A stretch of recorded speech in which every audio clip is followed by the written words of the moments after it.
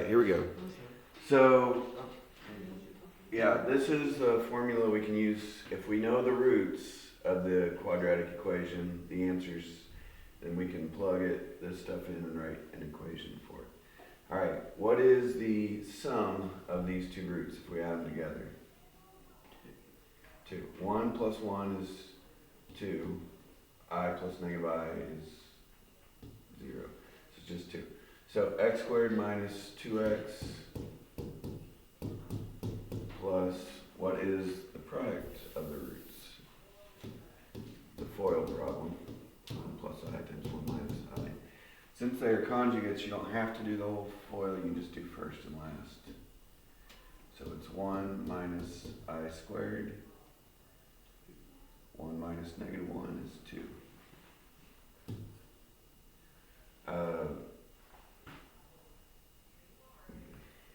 They put equal to 0, didn't they? That's it. Easy peasy. We almost made it yesterday. If it hadn't have been Wednesday. Oh, so the tricky thing to remember is that there's a minus right there and a plus right there. That's kind of the thing. Number 15. 16 has a fraction, so that might freak you out. You guys remember how to add and subtract fractions and stuff? Maybe. Let's see if you guys can figure it out. So on 15 we got 3 plus square root of 2, 3 minus square root of 2. What's the sum of these two? 6. So it's x squared minus 6x plus, what's the product? Again, they're conjugates, so 9 for the first minus 2. Square root of 2 times square root of 2 is 2. One of them's negative. So it's 9 minus 2. So see how quick that is. So on 16, remember when you add fractions, you just add the numerators together. Oh, but you got to it's said to get rid of the fractions, right? You guys remember how to get rid of fractions?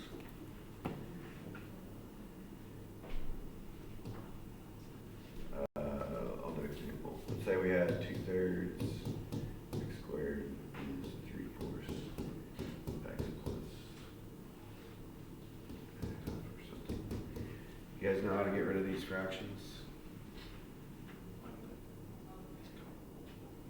Yeah, find a common denominator. You're not changing these to a common denominator, you're getting rid of the common denominator.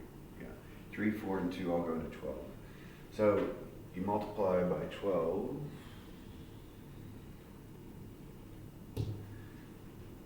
And that will get rid of all the fractions because 12 over 3 is 4. It must be 8x squared. 12 over 4 is 3. 12 over 2 is 6. Anyway, that gets rid of the fractions. You're multiplying by 12, you're multiplying by 12 over 1, so you're just multiplying the top, but it reduces with the bottom.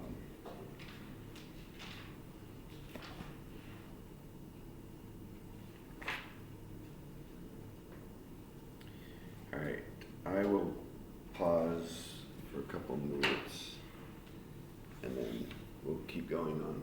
We'll start on page 93. Said that for the video sake.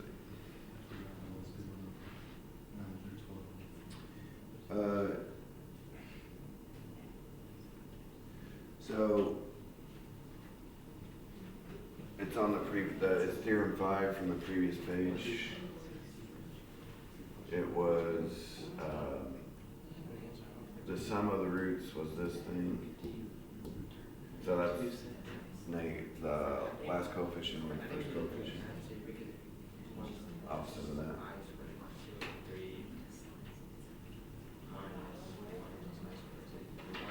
And the product, if it's even, the root is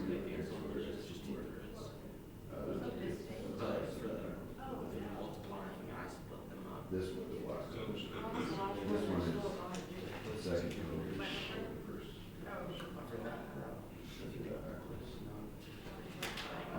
You're going to just make it. Or sorry, you're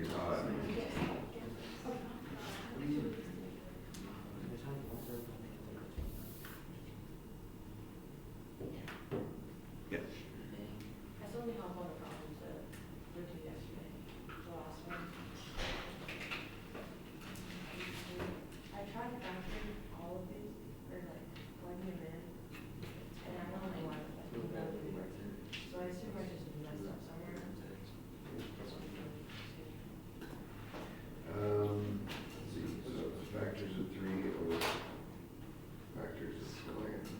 Three over 12? Sorry. Oh, okay. So,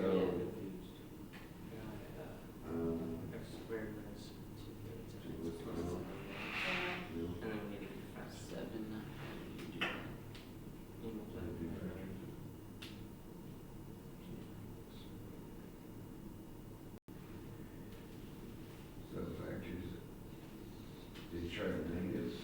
Yeah. I don't know what I did. Did I copy it down? I thought I copied it down, right?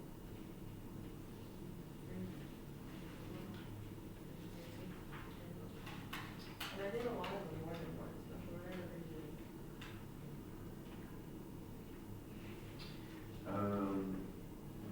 So you got all these, and then you also have 2 over 3, 4 over 3, 6 over 3 is 2. So you have tried all the positive rings. Maybe it was 1 of those 2, or 1 of those 4. And it came back there.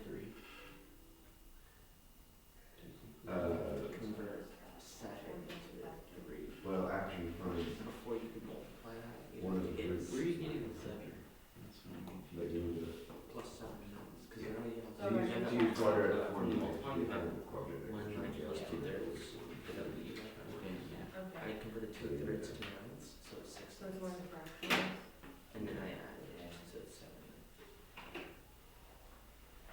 Be careful, I guess. Are you stuck or you're good? I'm doing pretty good, I just have to solve it. Remember, you're supposed to do midpoint also. Yeah.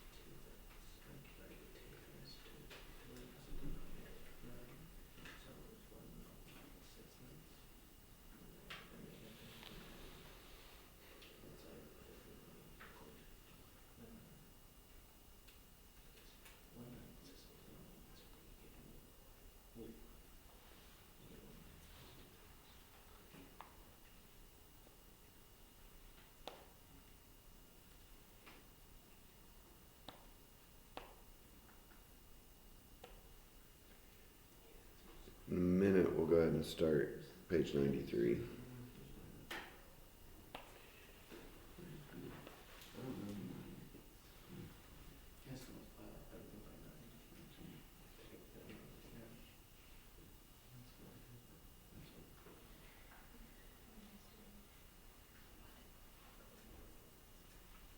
When you guys did the product, did you multiply the denominators? 3 times 3.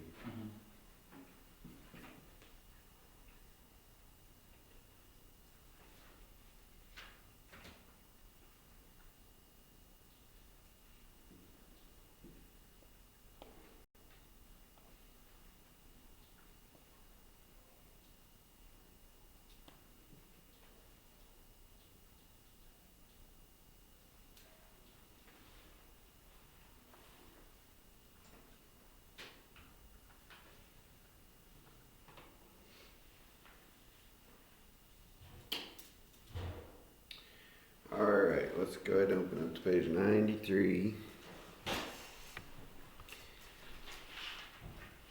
Test will probably be on Tuesday. It's kind of starting the run at it. So you'll see the assignment on the board 1 through 7, 9, 10, 12, 13. Not a lot of problems, but some of them take a while.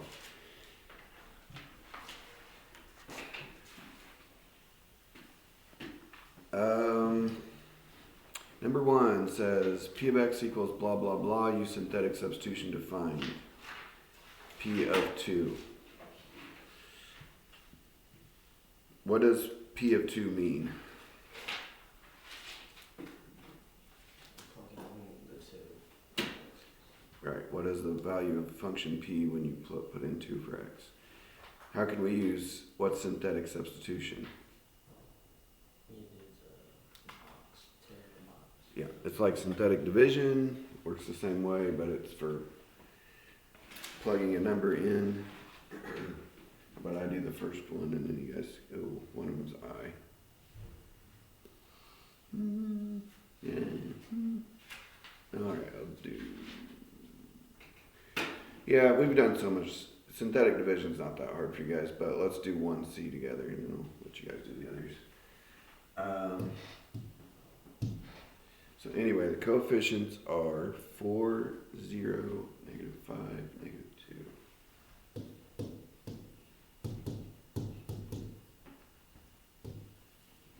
Okay, in the box is I.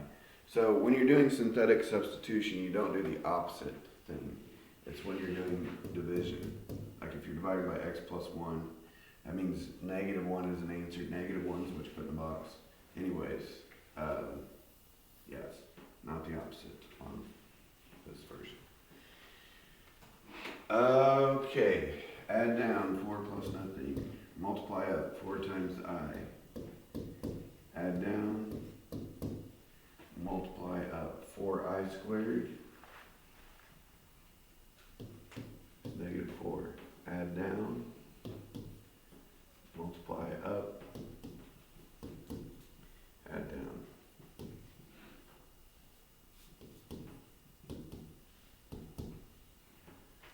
And it's not a remainder, it's a, well, I guess it would be a remainder if we were dividing by x minus I, but it's the answer in this case. If you plug in I normally, you should get this answer. That's what we're saying.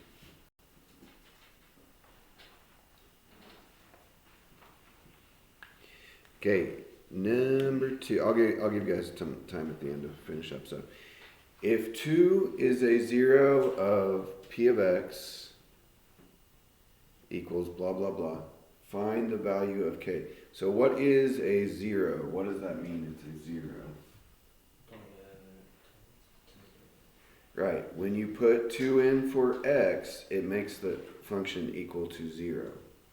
So how can I use that to solve for k?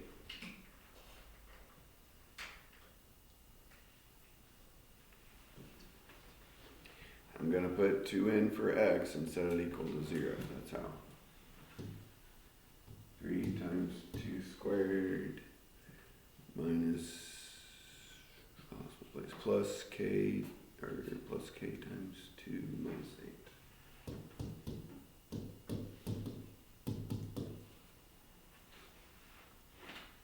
And just do a little bit of algebra. 2 squared times 3.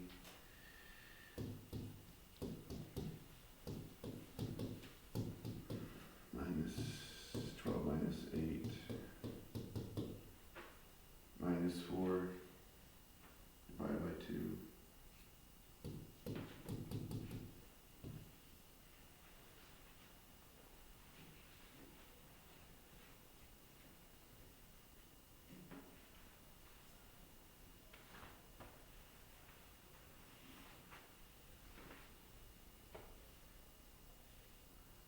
I feel like we might be able to do really well in this test. I mean, you guys did pretty well in the first test, but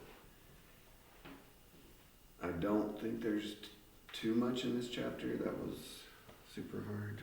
Maybe, I don't know. Just jinxed us probably. Number 3, when a polynomial p of x is divided by x plus 3, the quotient is x squared minus x plus 5. What does quotient mean? The end of the division problem. It's the answer of it in a division problem. So they're saying we divided p of x by, what was it, x plus 3? Is that what it said? Yeah. We divided p of x by x plus 3 and we got x squared minus x plus 5.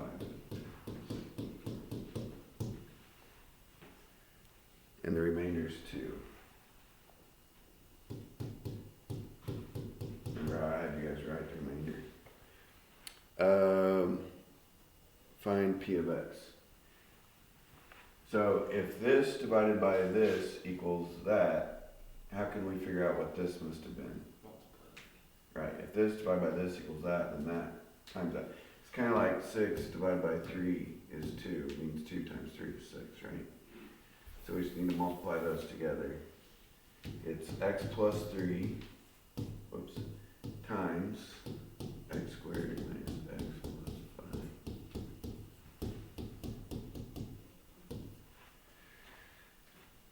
Okay, how do I multiply those things? Kind of like double distributive property. It's like a FOIL, but this has too many terms to call it FOIL. But x gets multiplied on all these, and 3 gets multiplied on all these. And for the remainder, you can just multiply it by x plus 3, and it just turns into a 2. So it's basically, the 2 is just going to get tacked on at the end. So anyway, you don't really have to multiply that out. Okay, so x times all that stuff.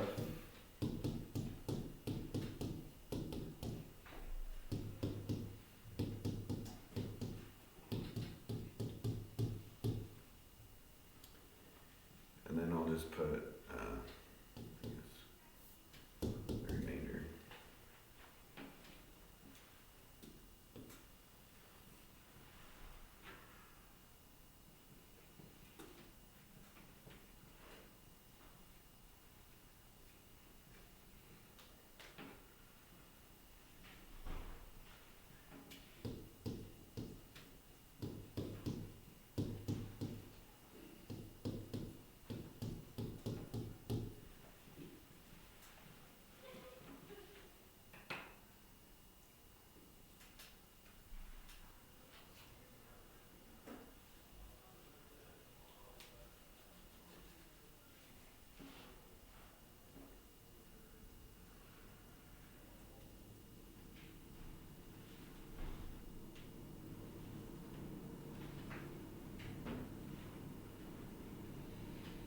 I swear that thing's on more in the morning than it is in the afternoon.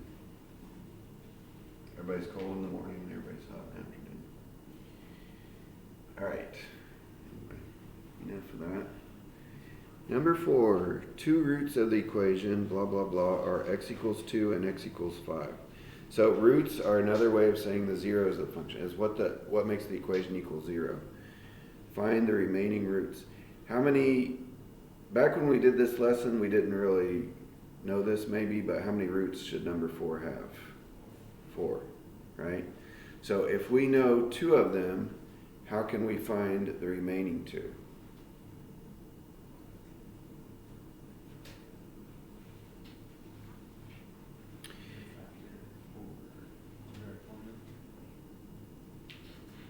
Oh, no, it doesn't. We don't know how to factor x to the 4th. Right. If 2 is a root, then I know x minus 2 is a factor. So I can divide by x minus 2 using synthetic division, which means I put 2 in the box, right? And then the same thing with 4 is also a root. So I divide twice.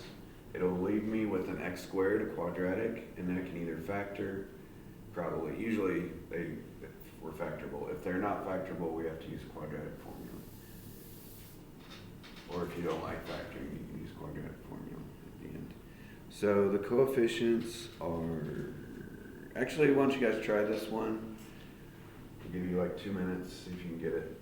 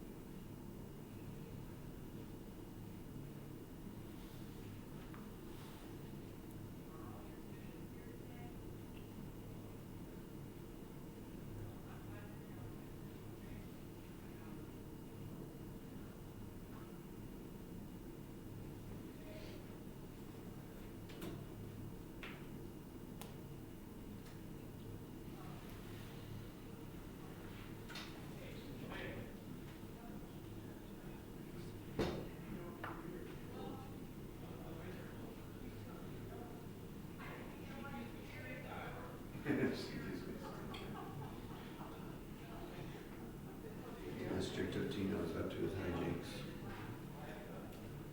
Shenanigans.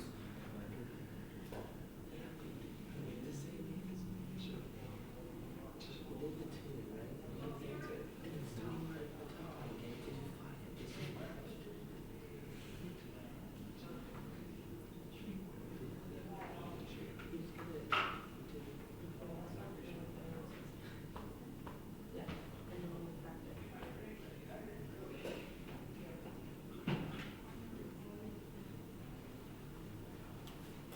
You look.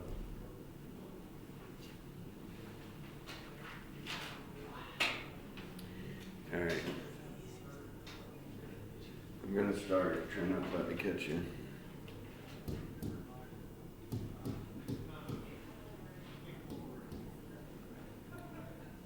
Are you guys done? Something on evening? 2. Is it 2 and 5? Yeah.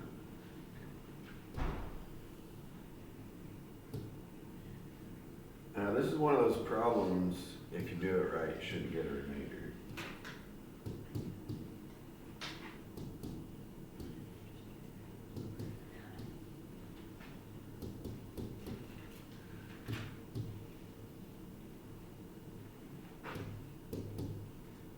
I guess I had 4 earlier, but it was 5.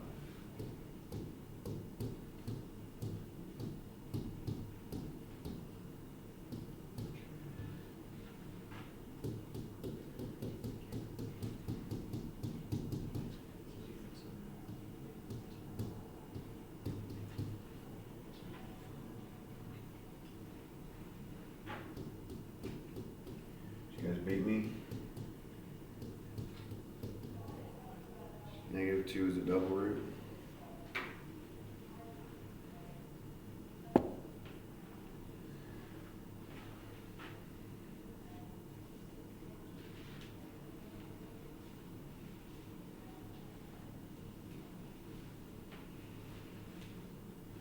Zoom out.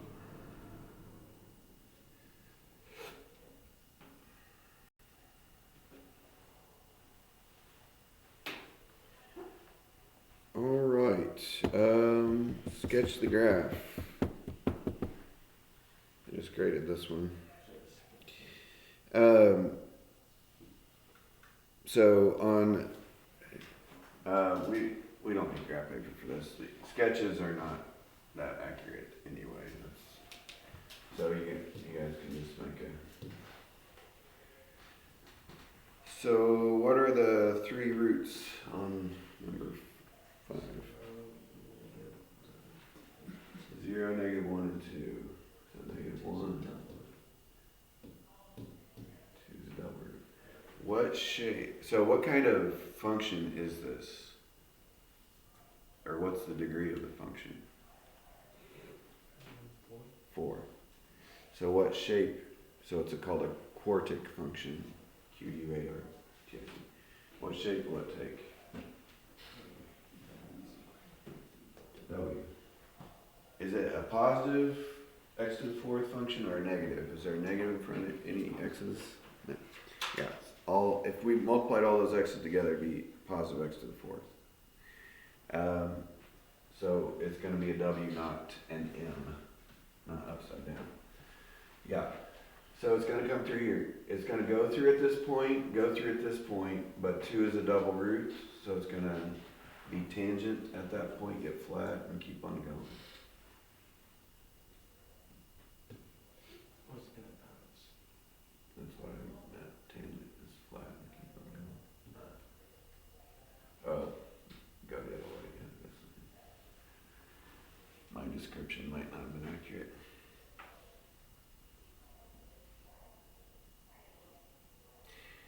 You guys got most of these right. The only thing that you were missing was if there's like a negative on the x, not everybody was flipping them.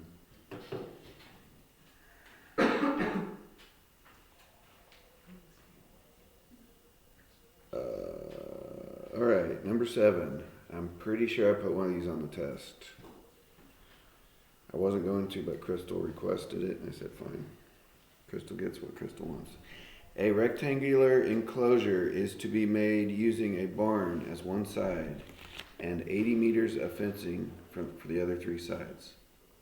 All right, what should we probably do first on this problem? Draw a picture. Let's see a beautiful picture.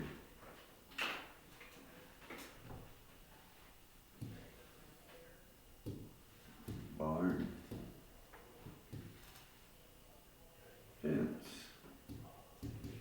Actually, this doesn't feel like that long ago. You might kind of remember the trick that gave us the maximum area for this. It was like number 1 back on whatever, Friday or something. They just gave us a different link. Okay, we got 80 meters of fencing, and they want us to figure out what the maximum area we can enclose is.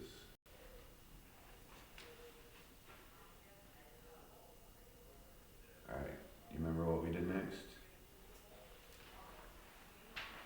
We like four variations of this problem. What do I put here? X. Usually they drew it for us in the book, but you know, they didn't on this one, so suck it up. What do I put here? What do I put here? What? 2x. Good job, yeah. 80 minus 2x. Because we've already used 2x, right? So what's left for this part? 80 minus 2x. Now what?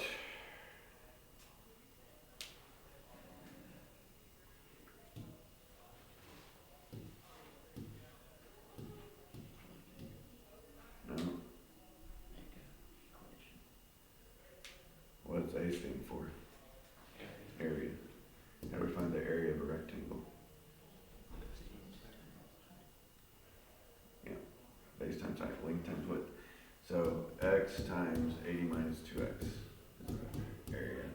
Or if we put it in standard form, which might be helpful, multiply the x out.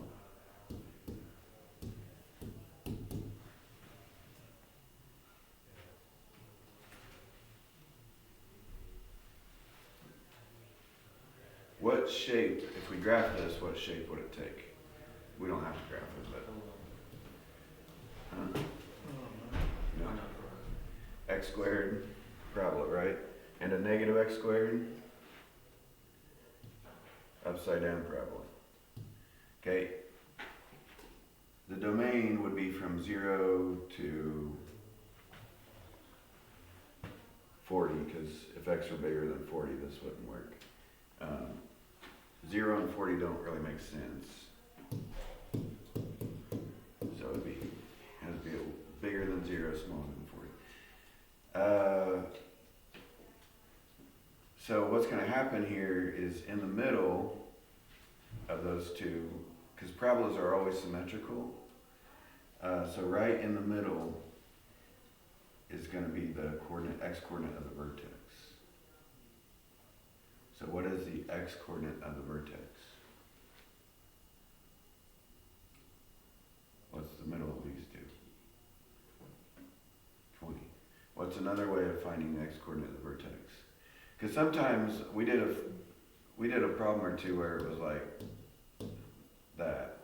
So that would change things, but yeah, it's negative b over 2a will give you the x coordinate of the vertex. So in this case, it's negative 80 over 2 times negative 2, which equals 20. Okay, if they say like, what do I need to make the width of the fence for it to get the maximum area, the answer would be 20. That's the x coordinate. But that wasn't the question. The question was, what's the maximum area? The x coordinate represents the length or the width of the fence. The y coordinate represents a of x, the area of the fence. So what we need is how high does this go? So how do we figure out how high it's going? Plug it in, plug 20 in. So x is 20, y is, plug 20 in, maybe up here. Either one of these will work, but this would be 80, or you could even look at this. It'd be 20 times 80 minus 40. So 20 times 40 is 800. Was it meters or something? Probably 800 square meters.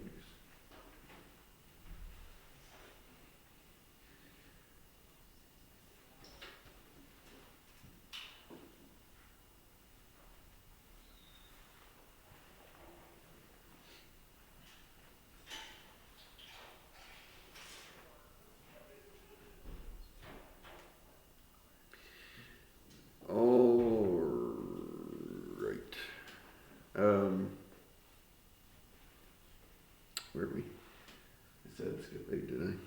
Oh, it was a calculator problem.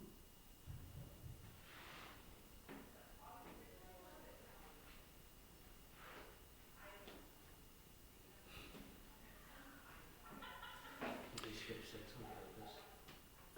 No. It is dementia. All right, number 6. Give an equation of the cubic graph shown at the right. So it's kind of like reverse engineering number 5, except for there is one difference. I'm pretty sure I put one of these on the test too. Most of these are on the test, to be honest. Pretty much all of them. Probably plus a couple. So what are the roots for the equation on number 6? Negative 2, 1, 3. So if those are the roots, then what are the factors? If negative 2 is a root, what must one of the factors be? X plus 2.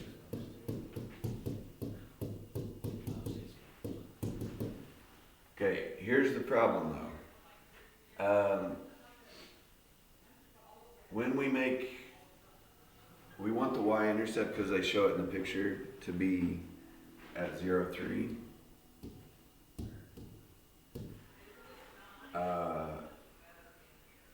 Maybe I should, they probably multiplied these together. Maybe I should do that first. No, I'll do it second. Did they multiply them together? No, they left it. All right, we'll leave it. Fine. So this means when x is 0, we want the function to equal 3. So when x is 0, we want the function to equal 3. Okay, the way we're going to do that is add a multiplier out here to make sure it works. Okay, so basically I'm solving this for a. Because if you put a multiplier, like multiply by 2, everything will get taller. If you multiply by a half, everything scrunches down. We need this multiplier to kind of make it fit the graph so it hits the y-axis, right? So what does this multiply? This is 2 times negative 1 times negative 2. The third factor is negative 3. That was 3. Okay, 2 times negative 1 times negative 3 is 6. So basically 6a equals 3. So what do we need A to be to make this happen? 1/2.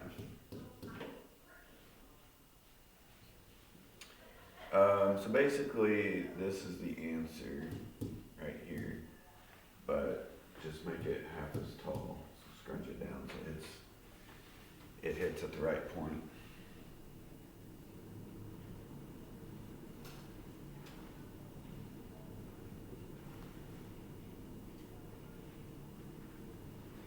I thought they were going to multiply that out, but they didn't.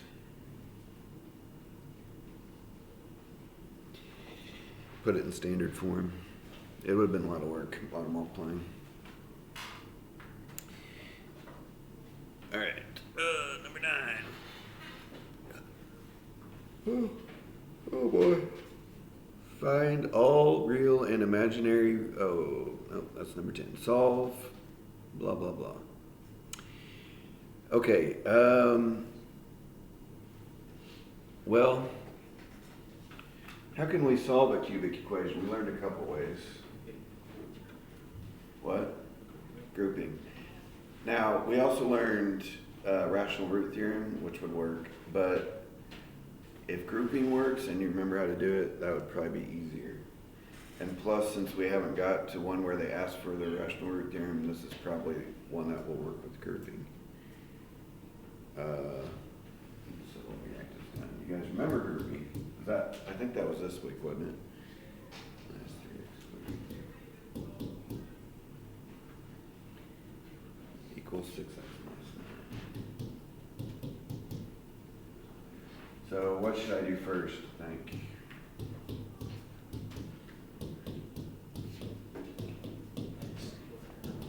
Bring everything to the left. It's equal to 0, we need that. Okay, I'm grouping like the first two and the last two. So what can I take out of these two? X squared. What's left?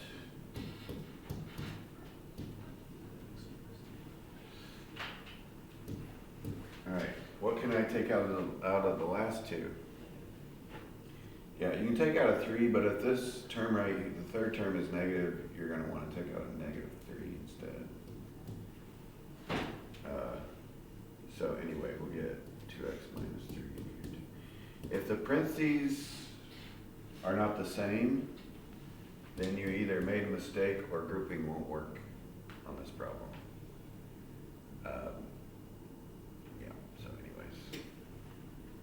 Then what we did next was we put the outside stuff in the first parentheses. Doesn't really matter which one, but there was inside stuff in the other.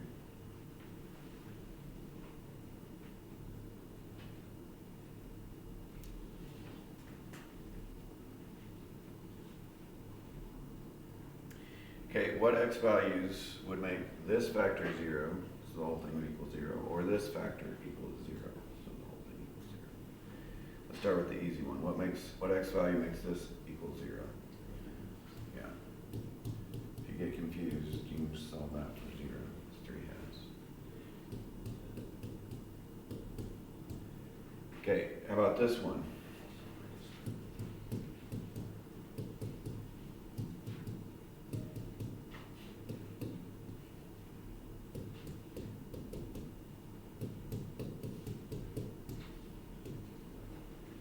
Yeah, don't forget plus minus.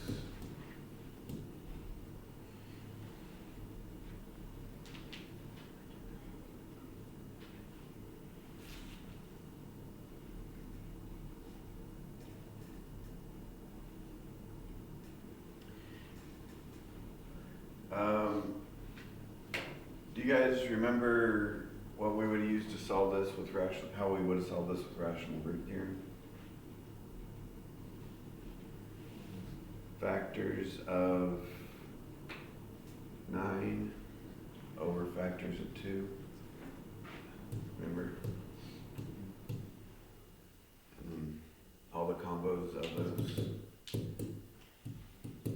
So it's 1 over 1, 3 over 1, 9 over 1, and then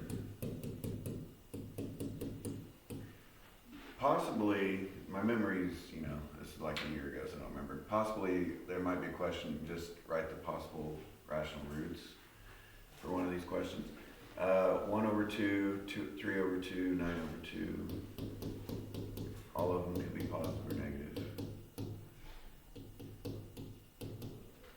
A lot of possibilities. All right. Anyway, the one that actually worked was 3/2. So there. Possible, none work. Sometimes there is no rational root. Like,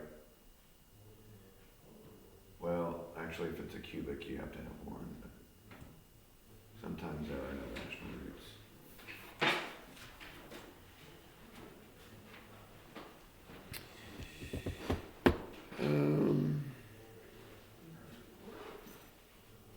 Oh yeah, I believe.